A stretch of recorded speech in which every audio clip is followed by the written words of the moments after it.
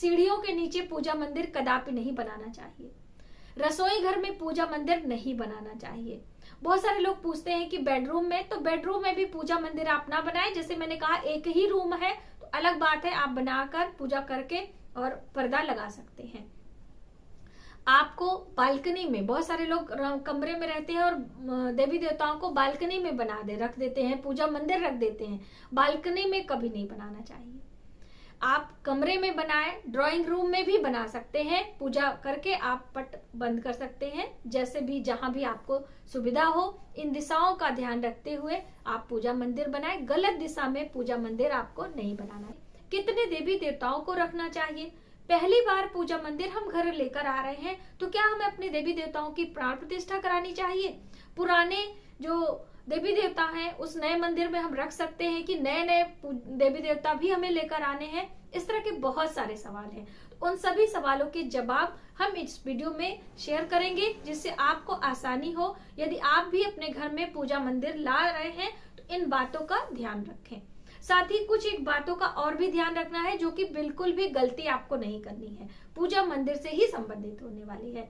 नमस्कार, welcome to my channel. मैं हूं मनीषा। दोस्तों, आज की वीडियो आप सभी के रिक्वेस्ट पर है और पूजा मंदिर से संबंधित है, तो आप इन तक बने रहें, जिससे सभी जानकारी प्राप्त करके आप भी अपने घर में सही दिशा में ही पूजा करें।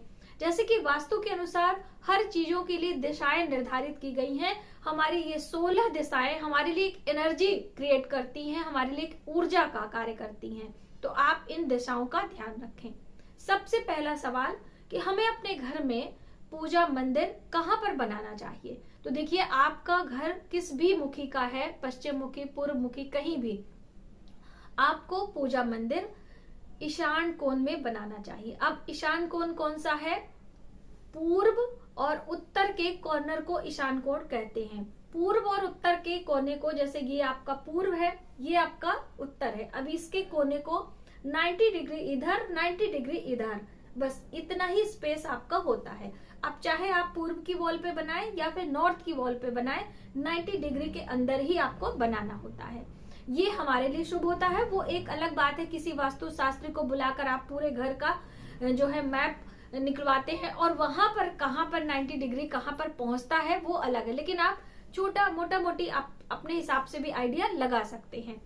अब मान लीजिए आपका वहां पर स्पेस नहीं है, ऐसी दिशा में हमें क्या करना चाहिए? तो देखिए, ऐसे में आप पश्चिम दिशा में भी पूजा मंदिर बना सकते हैं। पश्चिम दिशा भी बहुत ही अच्छी होती है। ऐसा आप ना सोचे कि सिर्फ ईशान कोण में ही बना सकते हैं। पूर्व की वॉल पे भी आप बना सकते हैं। पूर्व की वॉल में आप बनाएं, लेकिन ईशान कोण में या फिर पूर्व की वॉल में, नॉर्थ की वॉल के में बना रहे हैं तो आप वहां पर लाल रंग के कपड़े का इस्तेमाल ना करें, क्योंकि इन दिशाओं में लाल रंग हमारे लिए अच्छा नहीं होता है।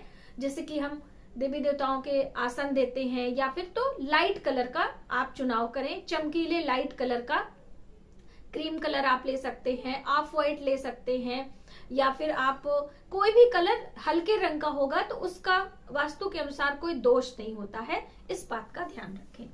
पश्चिम दिशा में आप बना रहे हैं तो भी बहुत सारी छोटी छोटी बातों का, यानी कि लाल रंग वहां पर भी नहीं होना चाहिए।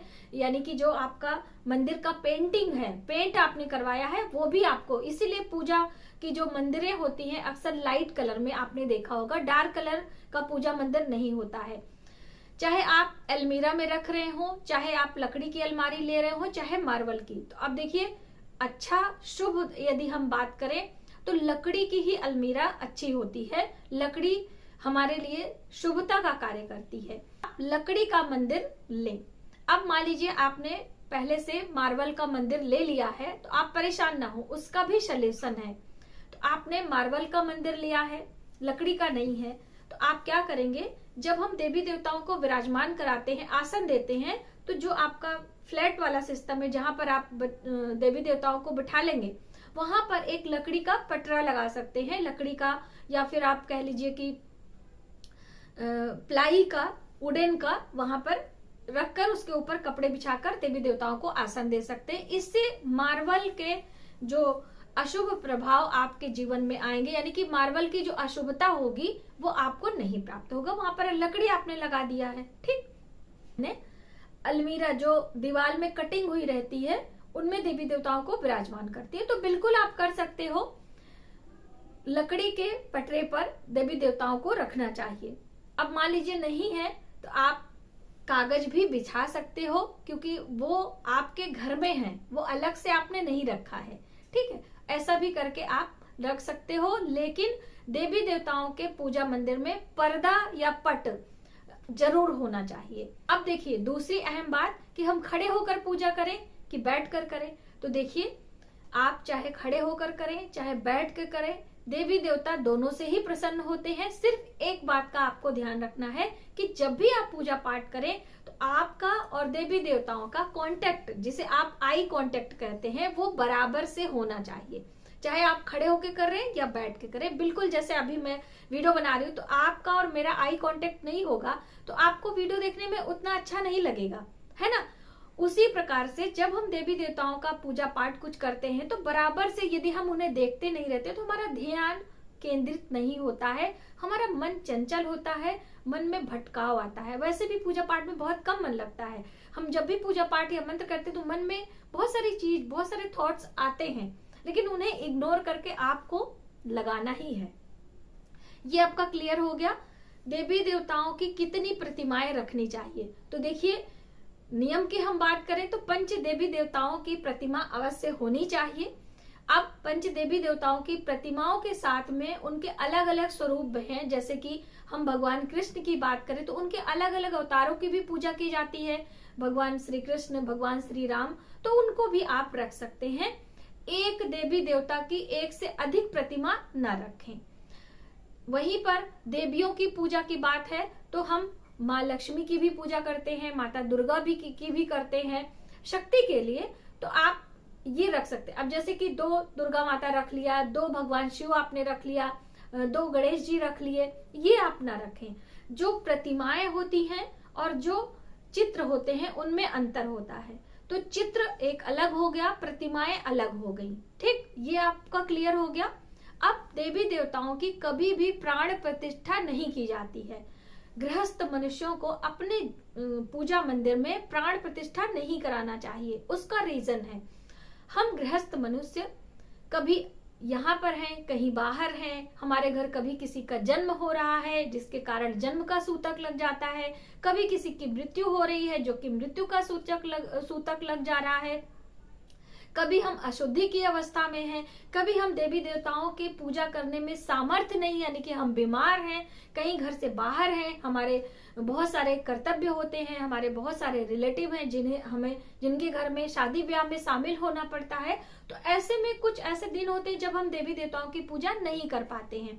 तो उस पूजा का कोई दोष ना लगे, तो इसी वजह से प्राण प्रतिष्ठा नहीं की जाती है। आप ऐसे बस मंदिर में लाके धूप वगैरह, गुग्गल वगैरह, वहां पर सुगंधित वातावरण कर ले।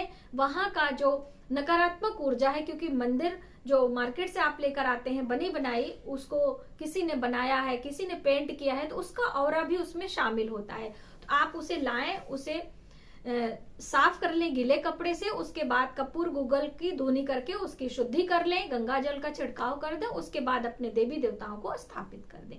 बस इस तरह से आप कर सकते हैं। कोई विशेष पंडित पुरोहित बुलाने की आवश्यकता नहीं है। किस दिन में लाएं? तो शुभ दिनों में हमें लाना चाहिए। जैसे कि दीपावली पर ज्यादातर लोग लेकर आते हैं। दीपावली पर हम बहुत सारी नई नई चीजें अपने घर सजावट के लिए जरूरत की चीजें लेके आते हैं। उसी तरह से मंदिर भी आप ला सकते हैं। एकादशी पर ला सकते हैं, शुभ दिनों में देवउठनी एकादशी जैसे कार्तिक मास में आती है तो उसमें भी आप ला सकते हैं। पूरे कार्तिक में आप कभी भी मंदिर ला सकते हैं। वहीं पर देवी देवताओं के जो साफ सफाई की बात आती है तो आप उन्हें हटाकर अलग स्थान पर रख देते हैं, किसी परात में, किसी बर्तन में। फिर हम मंदिर को साफ सुथरा करके नए वस्त्र, नए पेपर आदि बिछाकर उन्हें हम आसन देते हैं। तो आप इस तरह से करें। जब भी हम प्रतिमाएं रखते हैं, जैसे कि मिट्टी के लक्ष्मी गणेश की प्रतिमा जिस तरह होती है वो प्रतिमा, तो उस प्रतिमा पर वस्त्र जरूर डालना चाहिए। ठीक है, तो आप उन देवी देवताओं के प्रिय वस्त्र रंगों के आप डाल सकते हैं, इस तरह पहना सकते हैं। पहनाने की बात अलग हो गई, बिछाने की बात अलग होती है। जैसे मैंने आपको बताया ईशान कोण में लाल रंग आप बिछा नहीं सकते, लेकिन देवी देवताओं को पहना सकते हैं। ये चीजें आपको क्लियर होनी चाहिए। वहीं पर आपके घर में जब भी पूजा पाठ हम करते हैं तो भोग प्रसाद अवश्य लगाना चाहिए। 1 लोटा जल अपने पूजा मंदिर में आपको हमेशा रखना चाहिए। जो हम पूजा के लिए जल लेते हैं वो अलग होगा, जो एक पात्र में भर के हम जल रखें जिसे कलश आप कह सकते हैं, वो अलग होगा। और फिर उस जल का इस्तेमाल क्या करना है, आप में से बहुत सारे लोग पूछ सकते हैं, वैसे मैंने इसके लिए एक सेपरेट वीडियो दी है।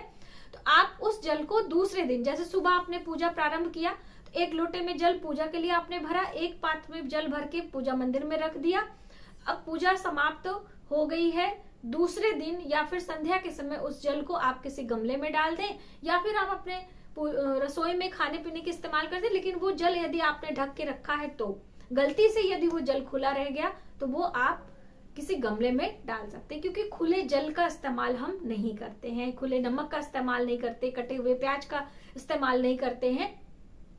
ये हमारे स्वास्थ्य के लिए अच्छा नहीं होता है, उसमें कोई कीट पतंगे आ सकते हैं, तो ये आपको ध्यान रखना है। बहुत सारे लोग पूछते कितनी देर में पर्दा बंद करना है, तो दीपक वहां पर हम जलाकर पूजा करते हैं। दीपक जब तक शांत ना हो जाए, लौ शांत हो जाती है, उसके बाद देवी देवताओं को प्रणाम करके हम पट बंद कर देते हैं, यानी पर्दा लगा देते हैं। बहुत ज्यादा बड़ी बड़ी मूर्तियां, बड़े बड़े घंटे, घड़ियाल, ये सब घर में नहीं लगाना चाहिए। जिस तरह से हमारी छोटी छोटी प्रतिमाएं होती हैं, यानी शिवलिंग आप रखेंगे तो अंगूठे के बराबर, यानी कि 6 इंच से अधिक मूर्तियां आपको नहीं रखनी है। आप अपना एक हाथ रख लें, जैसे इंच आपको नहीं समझ में आ रहा है तो मुट्ठी बंद करें और अंगूठे को इस तरह करें।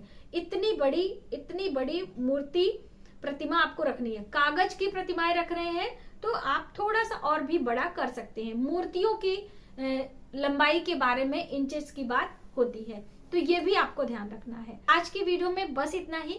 यदि हमारी जानकारी आपको थोड़ी सी भी हेल्पफुल लगे तो प्लीज हमारी वीडियो को लाइक करें, ज्यादा से ज्यादा लोगों में शेयर करें, आने वाली वीडियो के लिए सब्सक्राइब करें।